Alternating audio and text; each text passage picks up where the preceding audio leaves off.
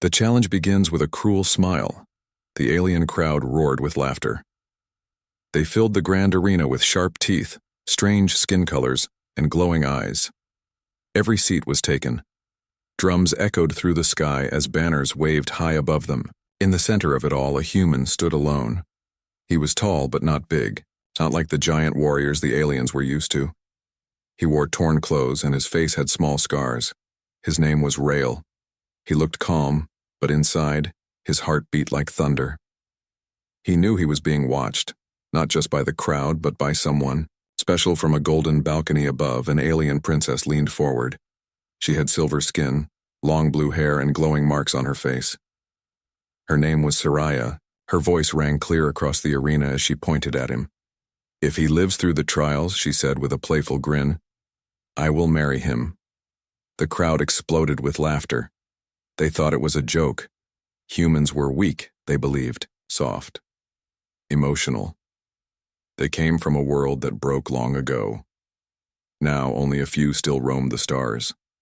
Most were gone, lost to war or forgotten. But Rael did not laugh. He stared at her, his eyes hard as steel. He didn't care for her offer. He didn't care for her joke. He wasn't here for marriage or glory. He was here for something else. Behind the walls of this alien city, hidden deep in the tunnels, were 5 human children. Survivors like him. Broken, scared, and alone.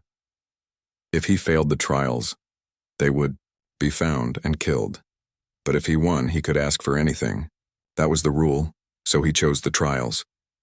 A deep voice called out from the side of the arena. "First trial, wilderness survival. Drop him now." Without warning, the floor under Rael opened. He dropped through the hole, falling fast. Wind rushed past his ears. He hit the ground with a thud. Dust and snow flew up around him. When he looked up, he saw nothing but a frozen land. White mountains, sharp rocks, no trees, no shelter. And worse, no food. A voice echoed from a hidden speaker above. "Survive 5 nights, no help, no weapons. If he dies, next contestant." Then silence. Rael stood up. The cold hit him hard. It cut into his skin like knives. He wrapped his arms around himself and began to move. He knew one thing. If he stopped moving, he would die. Hours passed. The sun didn't rise. It stayed dark with only the stars above. Alien beasts howled in the distance. He could hear them circling. He found a small cave and took shelter. Using sharp stones, he broke a piece of metal from his belt and turned it into a blade. He cut dry vines and built a small fire. Not much, but enough to live. On the second night they came. Creatures with 4 legs and glowing eyes. Their breath steamed in the cold. Their teeth were long and yellow. They crept toward the cave slowly, growling. Rael waited. He knew fear. He had felt it before. During the fall of Earth. During the war. During the nights when he held crying children close, pretending everything would be okay. But this fear was different. It didn't freeze him. It sharpened him. The first beast jumped. Rael rolled to the side, stabbed it under the neck. Hot black blood spilled on the snow. The others attacked next. It was chaos. Screams. Bites. Blood. But Rael didn't stop. He fought like a man who had already died once. Like someone with nothing to lose. When it was over, the snow was red and the fire still burned. On the 3rd night, someone watched from a hidden drone above. Princess Soraya. She had been curious at first. The human was just a joke to her. But now, her smile faded.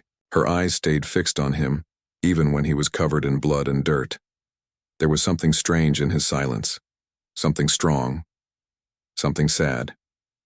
On the 4th night, Rael was weak. His left arm had a deep cut. He had no water left. His lips were dry and his hands shook, but he kept walking. He reached a tall rock and carved a mark into it, an old earth symbol. A simple thing. It meant hope. On the 5th night, the sky finally changed. A green flare shot across the stars. A voice echoed again. Trial complete. Return to point zero. Rail didn't smile. He didn't cheer. He simply turned, limping back toward the spot where it all began. The gates opened. Alien guards stared at him in disbelief. They had watched humans fail before. Most didn't last 2 nights. He passed them with no words. Above, Princess Soraya stood in silence. Her eyes followed him and her playful grin was gone. She felt a strange chill. Not from the cold, but from the human's quiet strength. She had made a joke. But now, she wasn't laughing. Not anymore. The wild tests more than the body. They thought the first trial would break him. They thought the cold, the beasts, the hunger would crush the human spirit. But Rail walked back through the iron gates of the arena, bloodied and limping, with eyes that did not blink. No one cheered. No one knew what to say. Some of the aliens looked away, ashamed they had bet against him. Others whispered, "How did he do it?" The nobles in their tall seats leaned forward, watching with narrowed eyes. But Princess Soraya, she just stood still. Her heart beat a little faster. This wasn't part of the game anymore. Rail was taken to a cold metal room underground. He sat on the floor, refusing to lie down, even when his body begged for rest. He cleaned his own wounds using fire-heated metal and torn cloth from his sleeves. No one offered help. That was the rule. Trialists stood alone. In the shadows above, hidden behind glass, Soraya watched. She wasn't sure why she had come. She had seen hundreds of warriors break down after the first trial. They cried, screamed, begged. But this man, he just sat in silence, breathing slowly, focused on staying alive. She found herself leaning closer to the glass. What is he made of? When the sun rose the next day, the second trial was announced. The mind trial begins. Alien guards marched, Rail to a tall black chamber. Its walls were smooth and cold like stone soaked in winter. The door slid open with a sharp hiss. Inside was a chair, simple, metal, with a crown-shaped device hanging above it. "Sit," the trial master said. Rail looked at the device once, then sat. The machine came down over his head, and lights blinked red. Soraya watched from her private room above the chamber. Her lips were pressed together, unsure of what to expect. The trial of the mind was not about monsters or survival. It was worse. The machine reached into the brain, pulled out the worst memories, and made you live them, again, over and over, for hours, for days. Most warriors screamed, some went mad, some died of fear. Rail closed his eyes.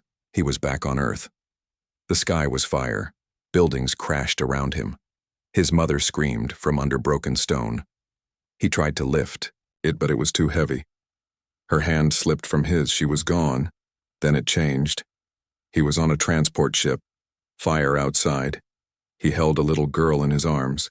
She was crying, calling for her brother. The boy was still out there in the flames. Rail had to choose, go back and save the boy or escape with the girl. He chose the girl.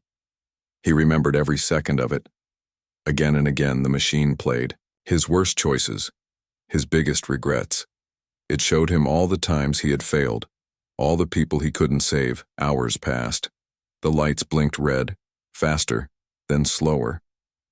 The guards checked the timer.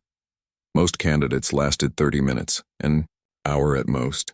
Rail had been in there for almost 6. Soraya could not sit anymore. She pressed her hands to the glass, staring at the chair. Suddenly, the lights turned blue. The machine shut down. The door opened. Rail stepped out. His eyes were red, his body shaking, but his face was calm. He looked straight ahead, walked past the guards, and left the chamber without a word. He passed, the trial master said in disbelief. He didn't scream, not once. That night, Soraya did something she never did before. She left her guards behind. She walked alone through the upper halls and found the corridor that led to the holding quarters. She stood outside his room, hand hovering over the door panel. She didn't know why she was there. Curiosity? Guilt? Maybe both. She pressed the button. The door opened. Rael looked up from the floor where he sat, still awake. He did not speak. Neither did she. After a long silence, Soraya stepped inside. "Why?" she asked finally. "Why do you keep going?" Rael didn't answer right away. His voice was rough when he spoke. "Because I have something to protect." Soraya tilted her head. "You mean the reward? Me?" He looked straight at her. "No," he said. "Not you." That answer cut deeper than she expected. It wasn't rude. It was honest. Too honest.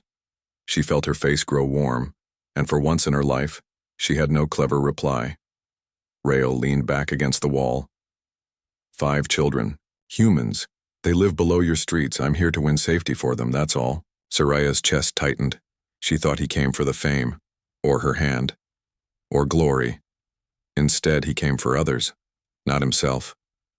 She looked at him again, not as a strange animal from a broken world, but as something else. Something terrifyingly noble. "You're a fool," she whispered. He closed his eyes. "I know." Outside the window, the third trial was being prepared, and for the first time in her life, Soraya wasn't sure she wanted him to lose. The mind didn't break him, so they sent blades when morning came. The arena did not laugh. The alien crowds that once mocked Rael now watched in silence. Whispers passed through the rows of sharp-fanged nobles and war-born leaders. They had seen beasts tear men apart. They had watched minds shattered by the dream machine, but this human. He returned from both, and he never begged. Princess Soraya sat higher than them all, in the royal box. Her usual smirk was gone. She leaned forward, with narrowed eyes, hands clenched in her lap. Below her, the third trial was being prepared, and it was the deadliest yet. A large circle of stone was cleared at the center. Weapons of every kind were placed in the sand: swords, axes, staffs, chains, spiked gloves.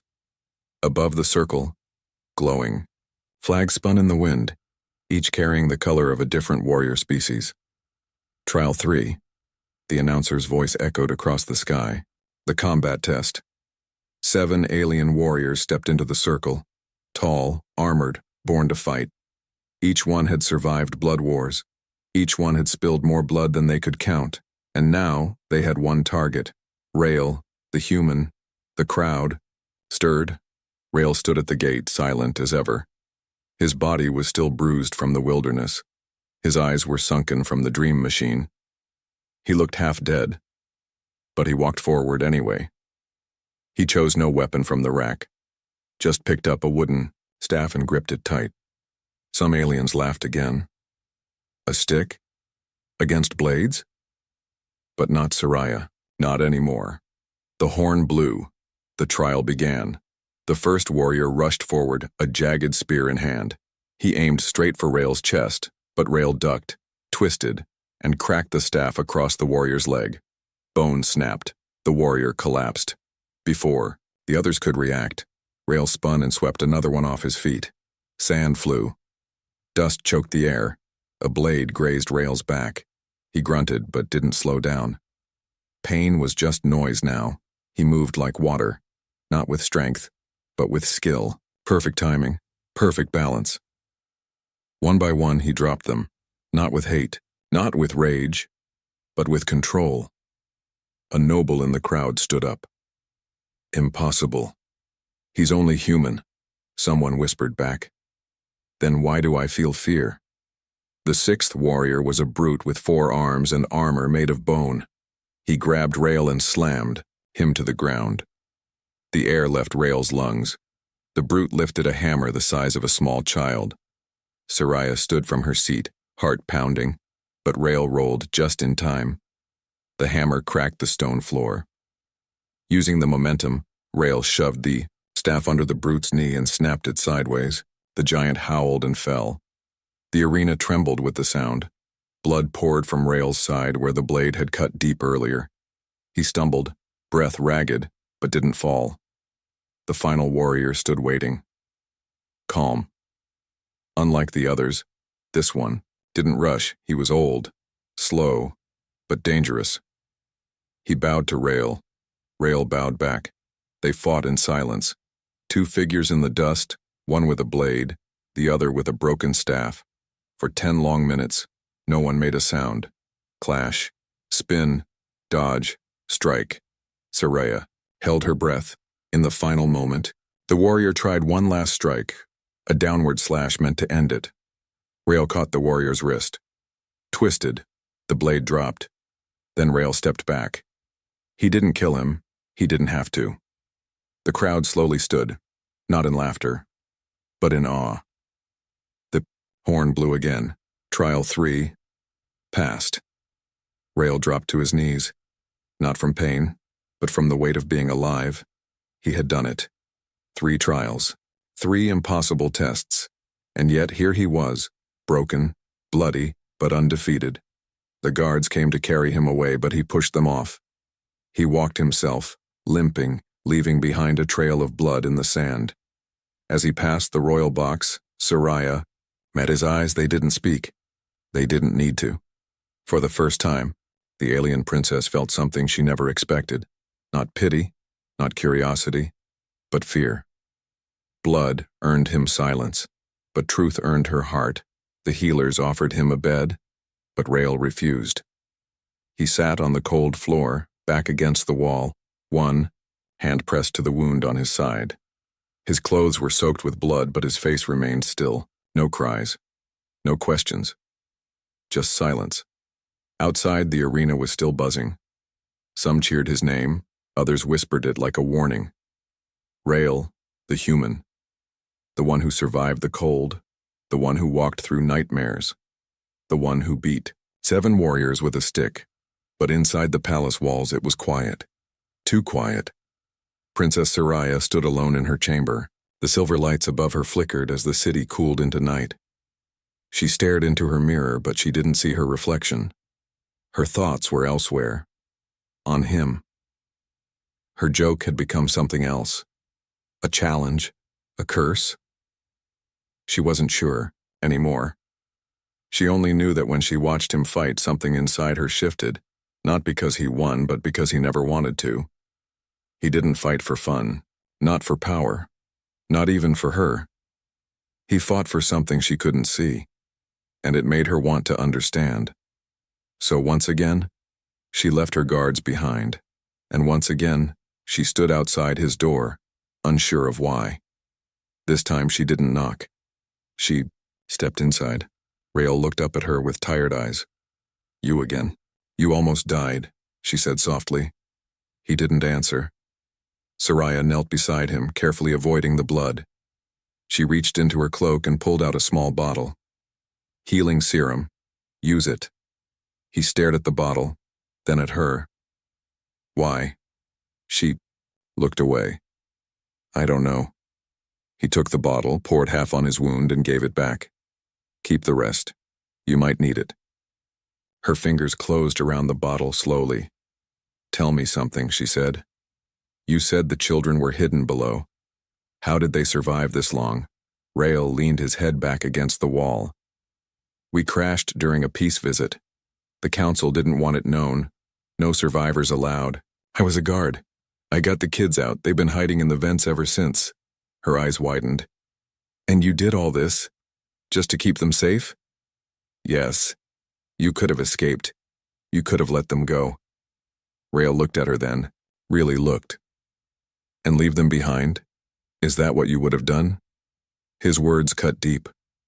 Her mind flashed back to her brother, Cain, younger than her, softer, kinder. He had entered the trials long ago, just to prove he could stand beside her. He never came back. Her people had called it noble, but she had called it loss. "No," she whispered. "I wouldn't have left them." They sat in silence again, 2 people from different worlds, both carrying ghosts. "You're not like the others," she said. "That's what they said before they left me behind," Rael replied. She didn't know what to say to that.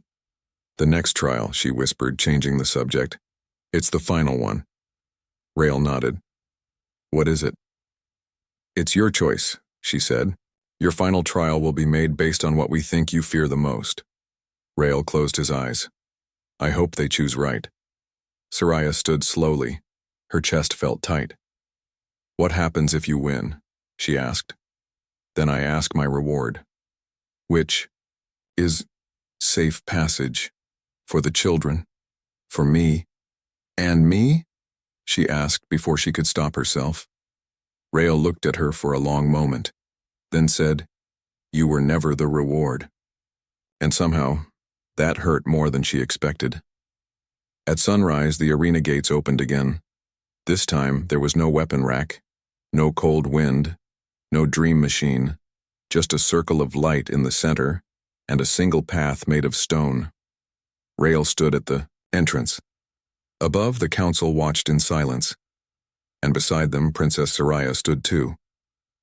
But her eyes didn't shine with pride like before. They shone with fear. Not for the Empire, not for the trial, but for him. Because she had seen enough to know now, if Rael failed, the galaxy would lose the only man brave enough to walk through hell just to save 5 small lives. They gave him no weapon, but he made fear his blade. The arena was silent again, not the silence of respect, not the silence of peace. This was the silence of held breath, of watchers afraid to speak, a silence so deep it felt like even the wind had stopped moving. In the center stood Rael, barefoot, no armor, no shield, just old wounds and tired eyes.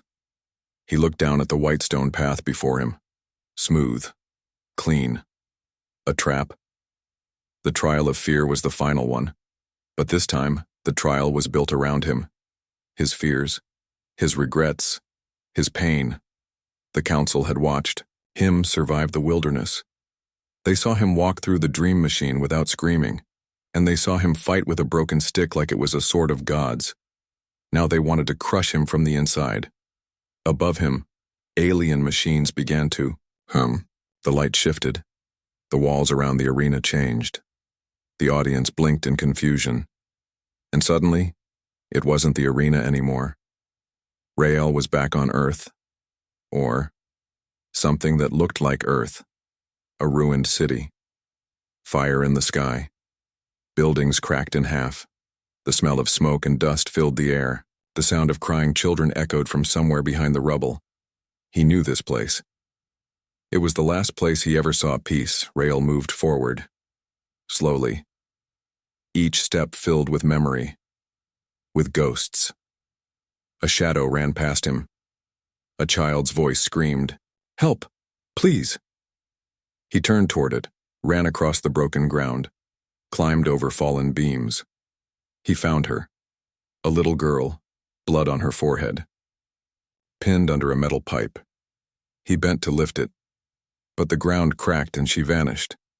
A voice behind him whispered, You were too slow again. Rael spun around, and there, standing in front of him, was himself, a perfect copy.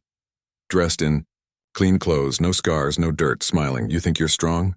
The copy said. You think surviving makes you good? Rael clenched his fists. The copy stepped closer. You left them. On the ship. The boy. You chose the girl. Rael looked down. His hands were shaking now. You let your mother die. The copy's voice turned into a growl. You kill to feel useful, but you don't even know who you are without war. Rael didn't speak. He couldn't. The copy stepped closer, nose to nose. You don't deserve to win this trial. The world twisted again. The broken city faded into sand. He was in the arena again. But this time the crowd was gone. The seats were filled with the faces of the dead. His team. His mother. The children he couldn't save. They all stared at him. Accusing. You failed us. Their voices whispered in unison. Rael dropped to his knees. Tears filled his eyes, but he wiped them away. Not now. Not here. He stood up. He looked at each of them. Those lost faces, real and imagined. I did fail, he said. His voice cracked, but it didn't break. I did leave people behind. I did make mistakes. He took a breath. But I'm still here. And every breath I take is for the ones who can't. The images flickered, The ghosts twitched. Then they vanished. The arena returned to normal. The council chamber lit up again. The audience blinked, confused. Some had tears in their eyes and didn't even know why. Rael stood alone, sweating, shaking, bleeding, but standing. The trial machine turned off with a soft chime. A glowing message appeared. Above the center ring, trial complete, human passes. No one spoke for a full minute. Then the crowd rose, not to mock, not to jeer, but to stand in silence, and to witness something greater than strength. They witnessed endurance, a kind they didn't know humans had. Above it all, Soraya pressed her, hands to her mouth. She had joked once, "If he lives, I'll marry him." But now, the words felt like something else, like a promise. She looked at him. Not the blood, not the wounds, not the broken body, but the heart.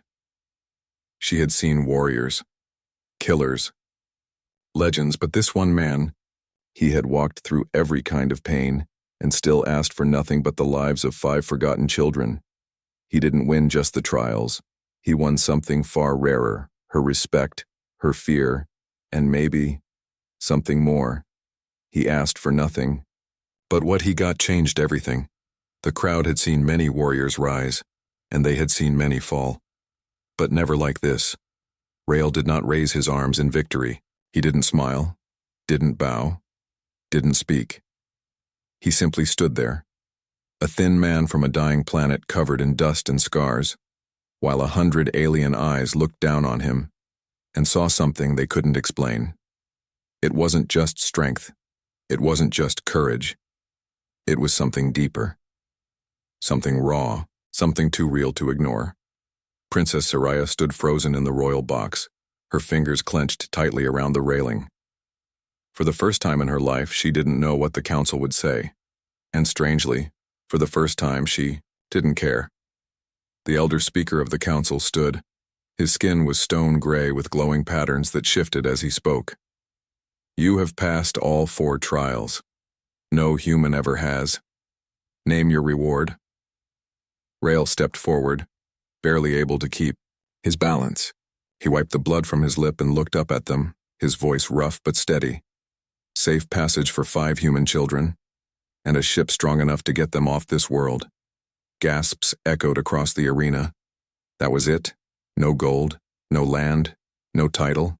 The warrior who had made the galaxy hold its breath only asked to save others. One council member leaned toward another. He could have asked for anything. And he asked for what we tried to erase, the other whispered back. Human lives. Soraya's eyes didn't leave him. Rael stood quietly, waiting for the answer. Request granted, the elder speaker finally said.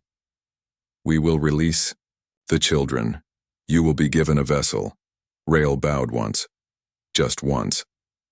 But then, the speaker added something unexpected. And what of the second reward? Rael's brow furrowed. I asked for nothing else. The elder looked toward the princess. Soraya's breath caught in her chest. You passed all 4 trials. The ancient vow still stands, the speaker said slowly. The royal challenge was made in public. If the princess still honors her word, you may claim her. The arena shifted again. Not with noise, but with tension. Everyone turned to look at Soraya, the princess who made a joke, the man who took her joke and made it real. She stepped down from the box, her steps slow, her face unreadable. She walked across the stone path where Rael stood. Their eyes locked. Rael looked away first. I didn't do this for you, he said. I know, she replied. They stood in silence. The cold wind moved her, silver hair gently across her face. You don't want me as a prize, she said quietly. And I don't want to be one. Rael's eyes met hers again. Then why are you here? She stepped even closer, her voice low, shaking, not with fear, but with something more dangerous. Truth. Because I don't want to be part of a people who make heroes beg for life. He didn't move. I watched you fight. I watched you fall. And I watched you stand. Back up, she continued. You showed us what we lost, and maybe, if you'll have me, I'd like to learn what it means to stand beside someone like you. Rael blinked. The arena seemed to fade. The noise, the crowd, the council, none of it mattered anymore. Only her words did. Not a prize. Not a deal. A choice. He gave a slow nod. Not as a lover, not as a king, as an equal. I don't promise safety, he said.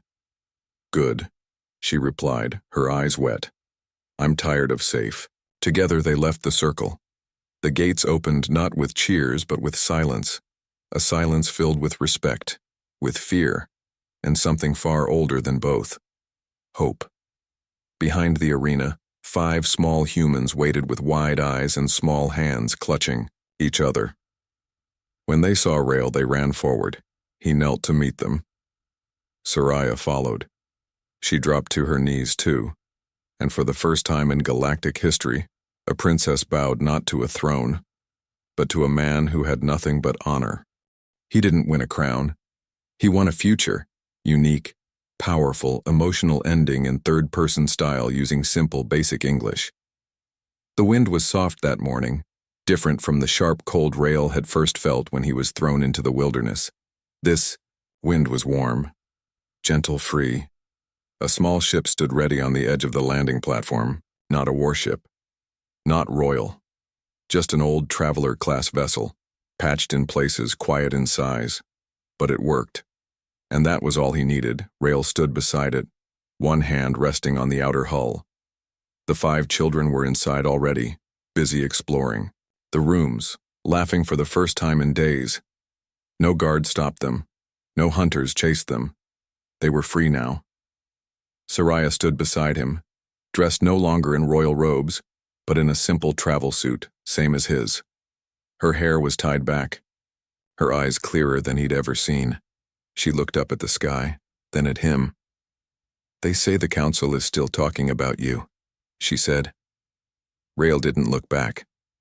Let them talk, she smiled softly. They want to name you something.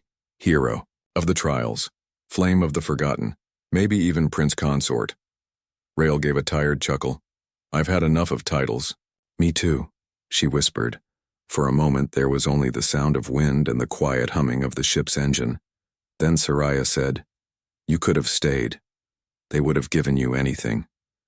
Rael turned to her, his voice quiet. And, leave them? He nodded toward the ship. Leave you? Her face changed, not with shock, but with something deeper. I'm not who I was when I made that joke, she said. And I'm not who I was when I took the trial, he answered. They stood like that, 2 survivors, 2 pieces of broken worlds that somehow found a way forward. Will they come after us? She asked. Maybe, he said. But they'll think twice now. Soraya walked toward the ramp and turned once more. Are you sure you want me along? Rael didn't answer with words. He simply reached out his hand, and she took it. Not as a reward, not as a promise, but as a choice. As the ship rose, the city below grew smaller. Aliens stood on towers, rooftops, bridges, watching the ship vanish into the sky. No one spoke. No one cheered. They just watched. Something inside them had changed.